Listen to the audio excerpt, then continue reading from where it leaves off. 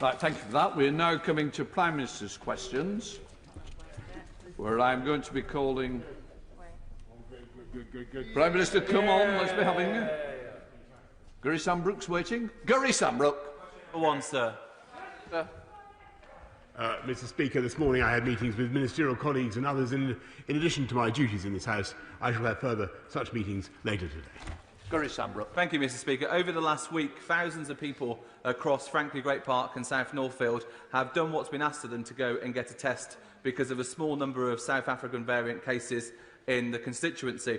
Would the Prime Minister join me in thanking Dr Justin Varney and Councillor Simon Morrell and Birmingham City Council for everything they've done to be able to scale up mass testing across Franklin Great Park and encourage anyone who hasn't had a test so far to get one at one of the designated sites?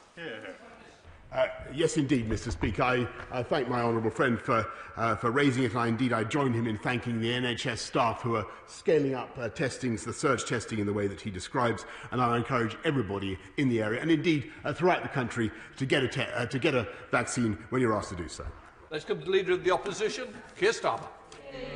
Mr. Speaker, can I begin by thanking everybody involved in the vaccine rollout?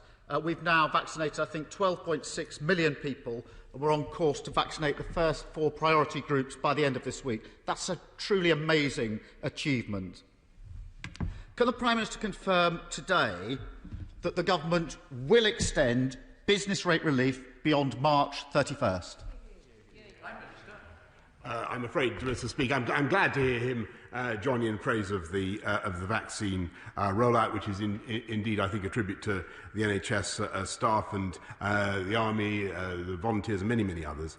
On his point about the extension of business rate relief, he knows that this government is committed to supporting businesses and people, livelihoods throughout the pandemic. That is what we will continue to do, but he should wait until the budget for the Chancellor to explain exactly what we're going to do.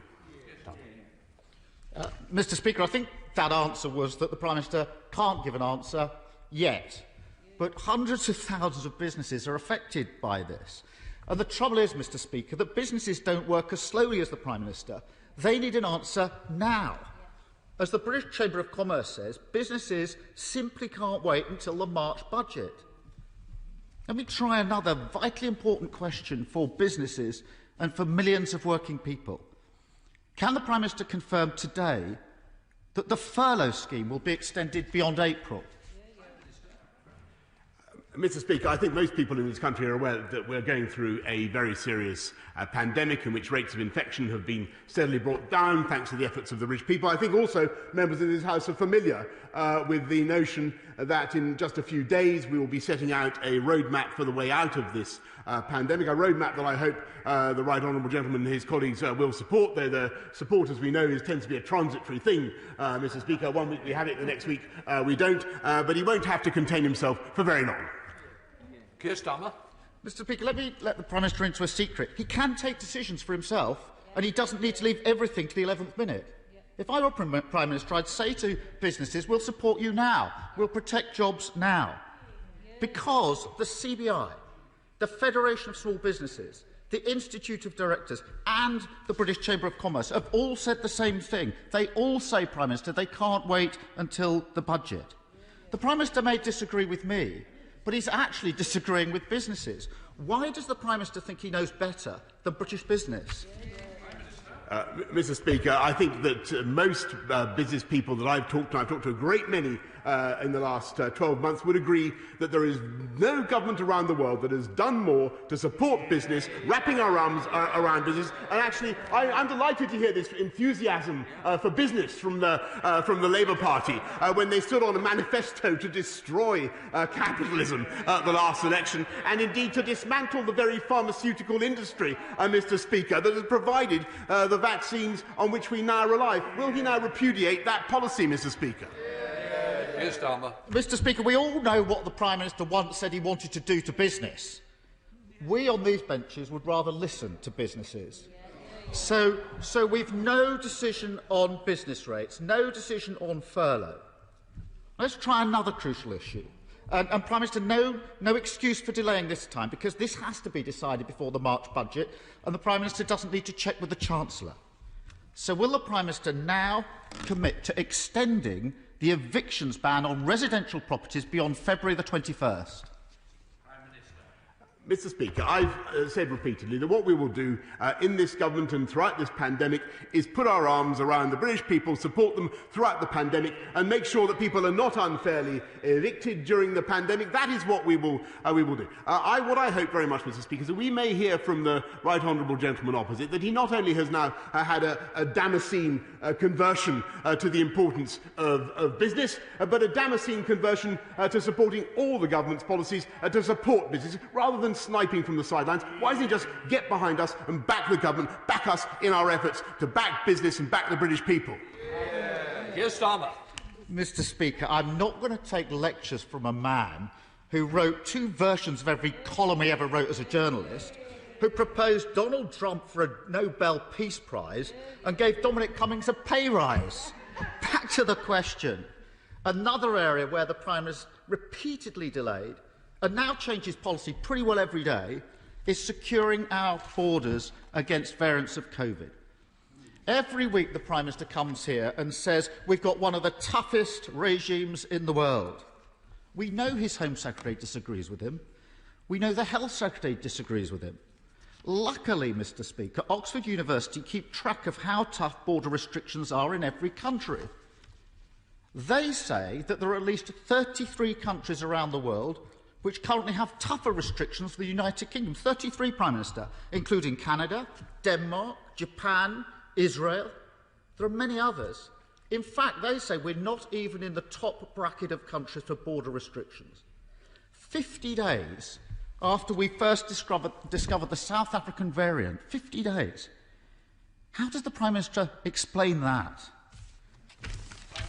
Mr. Speaker, there are some countries in Europe that do not even have a hotel quarantine scheme such as the one we're putting in on Monday. We have amongst the toughest border regimes anywhere in the world. And people should understand that on a normal day, Mr. Speaker, at this time of year, you could expect about 250,000 people to be arriving in this country. We've got it down to about 20,000, 5,000 of them whom are involved in bringing vital things into this country, such as medicines and food, as we discussed last week, and he agreed that was a good idea, Mr. Speaker. Unless he actually wants to cut this country off from the rest of the world, which I think last week he said he didn't want to do, unless, of course, he's changed his mind again, Mr. Speaker. I think that this policy is measured, it is proportionate, it is getting tougher from Monday. I hope that he supports it. Keir Starmer. Mr. Speaker, the truth is this. The Prime Minister is failing to give security to British businesses and he's failing to secure our borders. The Prime Minister often complains that we never put forward constructive proposals. So here's 2 for him. Support businesses and protect jobs now by extending furlough, business rate relief and VAT cuts for hospitality. And second, secure our borders with a comprehensive hotel quarantine on arrival. No more delays. Will he do it? Mr. Speaker, we've just announced the quarantine policy, which, as I've said to the House, is amongst the toughest in the world and tougher than most other European countries, certainly. I'm delighted that he's now supporting business in his latest stunt of bandwagoneering, not a policy for which he was famous before, Mr. Speaker. But he moves from one side of the other in the debate throughout this crisis. And some people, Mr. Speaker, some people have said that this is a good crisis, Mr. Speaker. Some people have said this is a good crisis. Some people have said that this crisis is a gift that keeps on giving, Mr. Crisis. Mr. Speaker. Mr. Speaker, those people sit on the Labour front bench. I think it is disgraceful that they should say those things. I believe this is one of the biggest challenges this country has faced since the Second World War. And thanks to one of the fastest vaccine rollouts anywhere in the world, I believe it is a challenge this country can meet and is meeting. And I believe that of that vaccine rollout programme, this House and this country should be very proud. Speaker, can I thank the Prime Minister for the decisions he took last year that have meant that the vaccine programme is in such a good position this week. Despite that success, it is vital that that programme keeps pace with the changing variants. Can he update the House on where the UK stands on ensuring that the UK supply chain is in place and that we don't get behind as the virus mutates? Prime Minister. My right honourable friend asked an extremely important question, and that's why we recently announced an agreement for 50 million doses with the manufacturer CureVac, because we believe that that may help us to develop vaccines that can respond at scale to new variants of the virus. And as the House will have heard from the Chief Medical Officer and the Deputy Chief Medical Officer and others, I think we're going to have to get used to the idea of vaccinating and then revaccinating in the autumn as we come to face these new variants. Let's head up to Skye and Lochaber with SNP leader Ian Blackford. Ian Blackford. Thank you, Mr. Speaker. New research from the Joseph Rowntree Foundation and the baby bank charity Little Village has revealed that 1.3 million children under 5 are living in poverty in the United Kingdom. This is a truly shocking figure that should make this Tory government utterly ashamed. The Scottish National Party has repeatedly called for a financial package to boost household incomes and reverse this Tory child poverty crisis. The Prime Minister has the power to tackle child poverty right now by making the £20 uplift to universal credit permanent and by extending it to legacy benefits. The Tory government's been stalling on this for months. Will the Prime Minister finally act, or will he leave millions of children out in the cold? Minister. Mr. Speaker, I think that the whole House in this country should be proud of the way we've tried to look after people, the poorest and neediest families throughout the country, not just with universal credit, which the party opposite would actually abolish, Mr. Speaker, but by helping vulnerable people with their food and their heating bills, the £170 million winter grant scheme, looking after people with the free school meal vouchers. And as I've said before, Mr. Speaker, we all put our arms around the people of this entire country throughout the pandemic. Let's return to Scotland with Ian Blackford. Ian Blackford. I have to say, Mr. Speaker, that was pathetic. That was no answer. We're talking about 1.3 million children under 5 in poverty. Let me quote, "She cried on her doorstep because I gave her nappies, wipes and winter clothes for her child. I went away with a lump in my throat." These are the words of Emily, a baby bank worker who's supporting families that the Tories have pushed into poverty through a decade of cuts. They don't need more empty words from a Prime Minister who simply doesn't care enough to act. Mr. Speaker, this morning a new report from Citizen Advice Scotland warned that Tory cuts could reduce the value of universal credit by as much as a quarter, just when people need this money the most. Will the Prime Minister agree to meet with me and other opposition parties ahead of the budget for an urgent summit on tackling child poverty, or will he be yet another Tory Prime Minister who leaves a generation of children languishing in poverty? Mr. Speaker, I must say that I reject entirely what the Right Honourable Gentleman has just said, because I don't believe that any government could have done more to help the people of this country throughout this pandemic, and we will continue to do so. And yes, of course, we bitterly lament and reject the poverty that some families unquestionably suffer. And it is tragic that too many families have had a very, very tough time during this pandemic. But we will continue to support them in all the ways that we have set up. And I may say to the Right Honourable Gentleman, there is a profound philosophical difference between him and me. Because the Scottish Nationalist Party is morphing into ever more a left-wing party that believes fundamentally. There you go, Mr. Speaker. That believes fundamentally that it is the duty of the taxpayer to pay for more and more and more. We want to get people into jobs, Mr. Speaker, and it's getting people, and it is in that respect that the Scottish Nationalist Party is, I'm afraid, failing their... Well, Prime Minister, we both know that you're only teasing him and we're trying to wind up the leader of the SNP. Please, let's drop it. Let's move on, because Lee Anderson is waiting for you. Lee Anderson. Thank you, Mr. Speaker. A new free port for the East Midlands will create over 60,000 new jobs and provide a massive boost for employers such as Cornton Engineering and Abacus in Ashfield. After decades of neglect from Labour MPs, we now feel a sense of hope in the red wall seats. My mum and dad voted Conservative for the first time at the last general election and were touched when the Prime Minister acknowledged their votes were lent. Could my right honourable friend, the Prime Minister, please reassure my mum and dad, my friend, my family and all my constituents that our area will never be let down again? Prime Minister. Absolutely, Mr. Speaker, and I thank my honourable friend for everything he's doing for Ashfield, and he and I have had enjoyable times campaigning for the people of Ashfield, and we'll continue to do so. And I can tell Paul and Jenny that our commitment to levelling up is absolutely rock solid throughout this country. I said to marry on it with Liz Saville-Roberts. Liz Saville-Roberts. Diolch yn fawr iawn, Llefarydd. We've just heard the government claims to have a levelling up agenda, underpinned by a research and development roadmap. The trouble is, the Tories' track record on this isn't good. In fact, it's abysmal. Wales receives the lowest R&D spend per person of the four nations, at around 40% of spend per head in England. And Westminster's obsession with the golden triangle of Oxford, Cambridge and London shows no sign of abating. Will he now commit to a fairer, devolved R&D funding settlement to the Senedd? Or is he content for Westminster's roadmap to be Wales's road to nowhere? Prime Minister.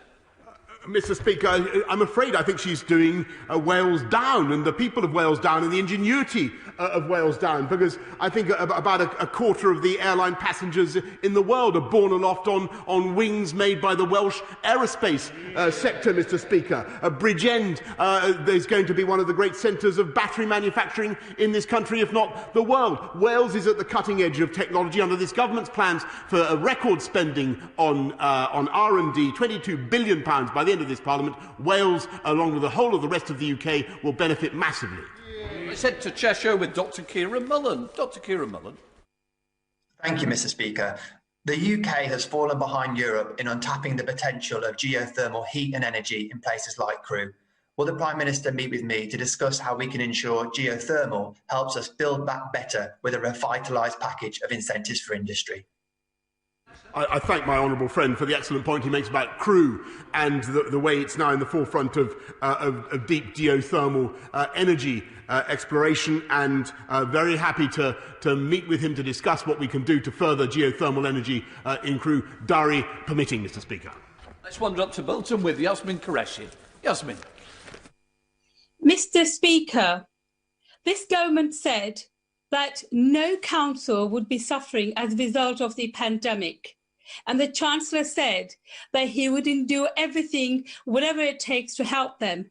Yet the Tory-controlled Bolton Council has just announced 35 million cuts in pounds and an increase in the council tax budget for 3.8%.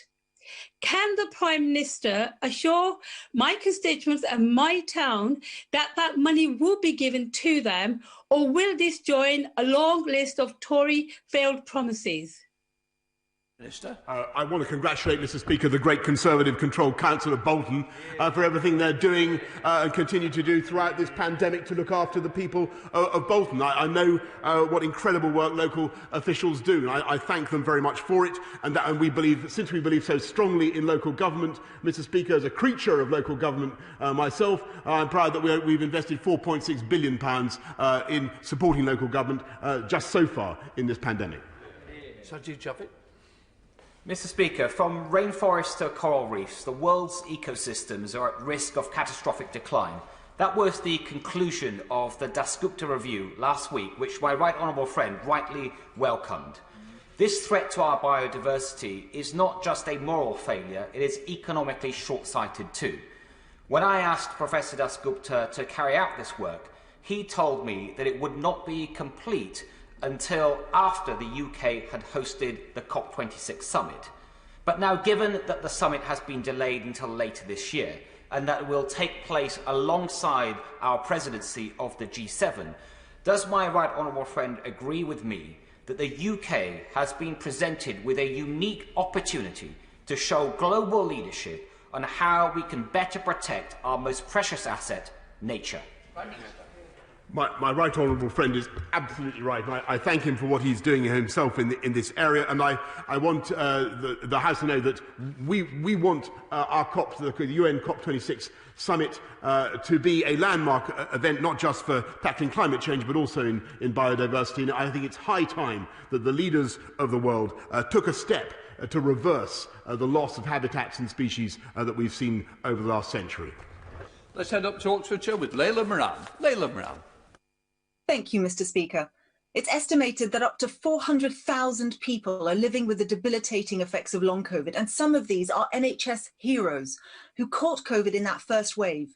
Nearly a year later, I've heard from a doctor who says she wonders if she'll ever be able to walk unaided again, let alone manage a full day of work. Does the Prime Minister recognise that for this group, long COVID is an occupational disease? And will he set up a compensation scheme similar to what we offer our armed forces, so that we ensure that those who have lost their livelihoods by saving lives are fully supported? Thank the honourable lady, because she's right to highlight the incredible sacrifice and effort of NHS staff, many of whom sadly have contracted COVID in the course of their duties, and a great many of whom have sadly continued to be affected by that disease. We must study the long-term effects of COVID and make sure that we continue to look after our wonderful NHS staff throughout their careers. To Yorkshire with Julian Sturdy. Julian Sturdy. Thank you, Mr. Speaker.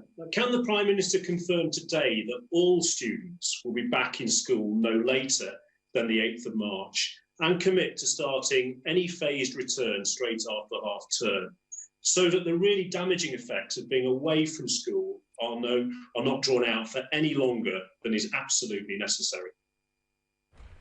Mr. Speaker, I can certainly confirm that we're going to do everything we can, and I know that that's the settled will of most people in this House to get our kids, get school children back on March the 8th, if we possibly can. I'll be setting out for my honourable friend as much as we can say on Monday, and then in the week of the 22nd, we'll be setting out a roadmap and setting out the way forward for schools. But we've got to make sure we keep this virus under control, Mr. Speaker. It is coming down, but we cannot take our foot off its throat. Let's head up to the North East with Ian Mearns. Ian Mearns. Very grateful, Mr. Speaker. Having sat on the HS2 Hybrid Bill Committee for 15 months, I was a sceptic as to the economic benefits of the project for the North East. But HS2 is going ahead, at least in the south. It's therefore crucial that the eastern leg of HS2 goes ahead, not just for Yorkshire and the East Midlands, but also for the North East.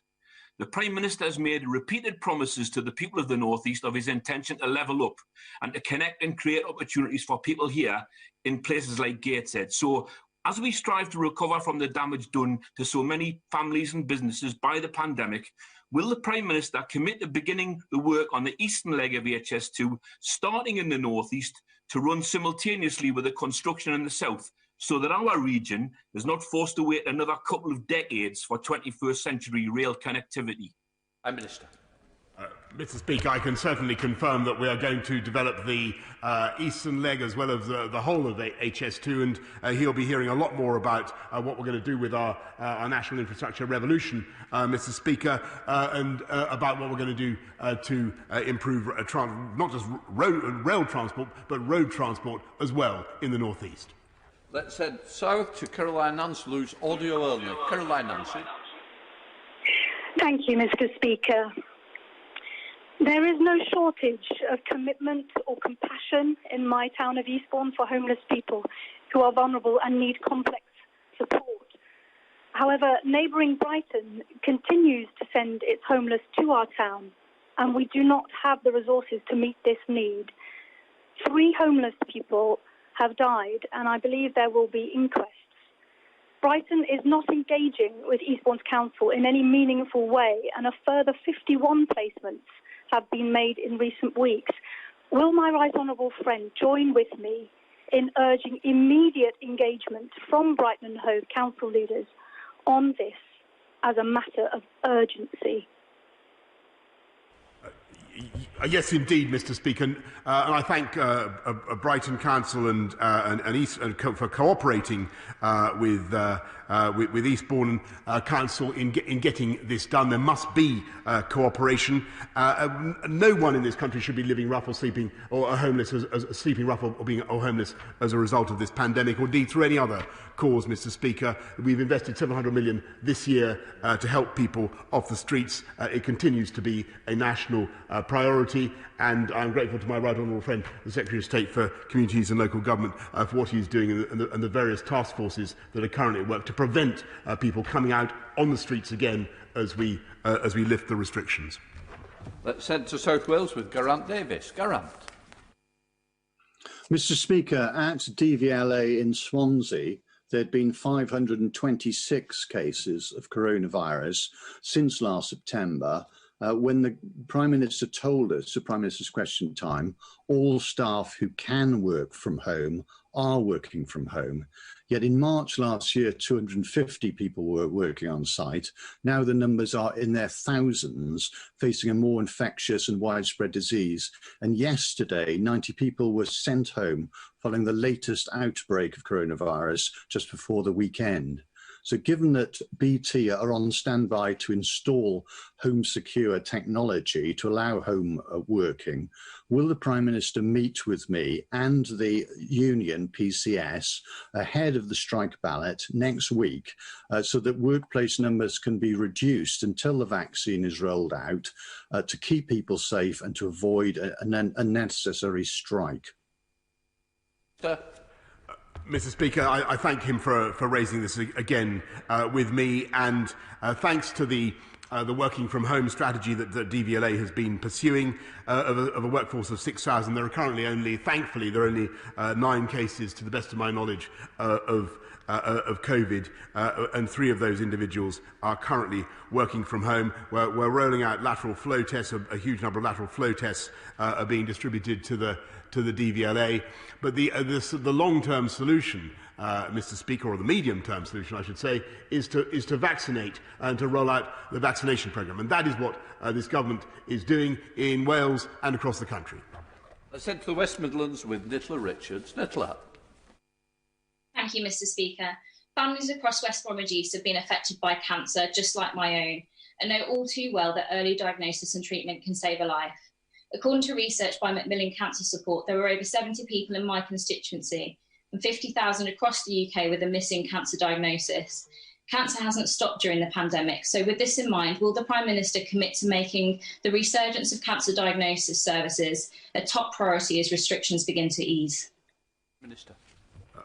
I thank my honourable friend, and I know this is an issue that is very close to her heart, and she's right to raise it, because we, of course, there are the pressures from COVID, but we're also worried, Mr. Speaker, that some people may not be coming forward for the cancer treatments that they need. So I'd urge everybody who needs to get their treatment to help the NHS to help you come forward and get your treatment as you normally would. To the North West with Lucy Powell. Lucy. Thank you, Mr. Speaker. The Prime Minister said in November that the £1.5 billion Green Homes grant would be extended to March 2022.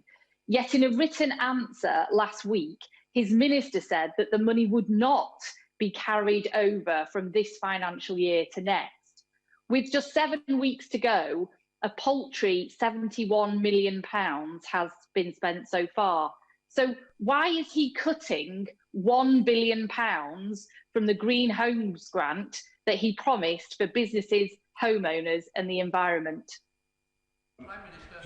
She's on to something, but she's barking up the wrong tree, Mr. Speaker. The problem with the Green Homes grant is not that we're not cutting it. The problem is there hasn't been enough take up, and we want to encourage people to take it up and make use of the opportunity to reduce the carbon emission of your homes. Let's head south to Sir Roger Gale. Sir Roger. The Prime Minister has said, and he's written in his foreword to the Environment White Paper, that he's pledged to protect the countryside. Mr. Speaker, the countryside is more than just a bit of green belt around the home counties. In Westgate and Birchington and Herne Bay, in my own constituency, and indeed across much of the Garden of England, there are plans to smother acres of prime agricultural land in housing that is not needed for local people, but that is needed and required to grow the crops to reduce the amount of food that we import at a cost of carbon emissions. So if the Prime Minister is the friend of the countryside, will he announce an immediate moratorium on the use of all farmland for housing while the whole policy is reviewed? Mr. Speaker, I think I just heard the honourable gentleman say that he wants an immediate moratorium on the construction of all housing. Maybe I misunderstood. I don't think that to be realistic. But what I can certainly tell him is that we will take very seriously the points he makes. I know that my right honourable friend, the Secretary of State for Communities and Local Government, has met him and will be glad to meet him again to discuss the subject he raises. But this government's commitment to nature and to the countryside is unmatched. We've just consecrated 30% of our land surface, Mr. Speaker, to nature. Let's head up to Airdrie with Neil Gray. Neil Gray. Thank you, Mr. Speaker. I had a meeting recently with the PCS about public sector pay and heard from constituents in Shotts and Calderbank who work for UK government departments. Both are struggling to cover over a real terms pay cut over decades. One has had to take partial early retirement so the lump sum could keep him going. What will the Prime Minister say to the Chancellor to convince him of the need to properly reward all those who have been on the front line during the COVID pandemic and at the very least follow the Scottish Government's lead in fully funding a rise in public sector pay? Prime Minister. Mr. Speaker, we have seen above inflation increases in public sector pay, and that is quite right. And we support particularly increases in investment in our NHS, and you'll know the package that we put in place for nurses. But the single best thing that we can do is support the living wage, which this government introduced and which this government introduced and which we have now increased by record amounts 2 years in a row. And I see the Scottish Nationalist Party, forgive me, Mr. Speaker, National. I don't know whether they're nationalists or not. Perhaps they could clear it up. Whether they think, maybe are they? It's up earlier for you. Are they a national party without being nationalists? It's an interesting semantic point, Mr. Speaker. I think they're trying to claim that they pioneered the living wage. I don't think that's right, Mr. Speaker. I seem to remember that it was a certain mayoralty in London that massively increased the living wage when they weren't off the starting blocks, Mr. Speaker. In which case, let's go down to Somerset, who is ready on the starting blocks with Ian Littlegranger. Mr. Speaker, thank you as always. I am delighted my honourable friend is defending democracy by pushing ahead with local elections. But here in the land of King Alfred, the people desperately want to give their verdict on Somerset County Council, which I'm afraid has been using COVID money to spend on things that have nothing to do with the pandemic. They have submitted to the government a form which says that nothing, and I fear that my right honourable friend has been misled. We need a referendum down here to test public opinion quickly. But would my right honourable friend, a proud man of Somerset, who understands history more than most of us, not agree the time has come to put our county back together and that we have the whole of Somerset being looked after by Somerset? I know King Alfred would approve of it, and I know the people of Somerset will certainly support the Prime Minister if he supports us. Prime Minister. Mr. Speaker, I thank my right honourable friend, who is a great advocate of Somerset and committed to his constituents, and I thank him for what he's doing.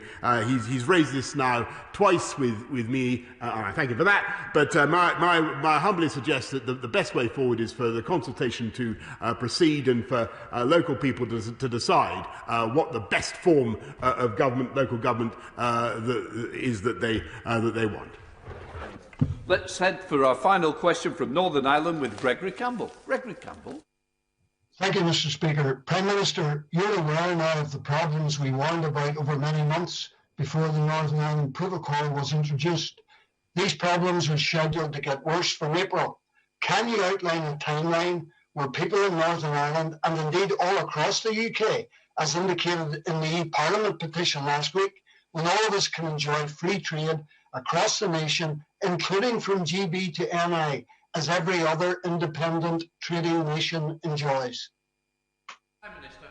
Yes, indeed, Mr. Speaker, and I've made it absolutely clear to our EU friends and partners that we want to make our relationship work, but it is also absolutely essential that there should be untrammelled free trade exchange of goods, people, services and capital through all parts of the UK, and we will do everything we can to ensure that that is the case, including, as I've said in the Chamber before, and to his honourable colleagues, including invoking Article 16 of the Protocol if that is necessary.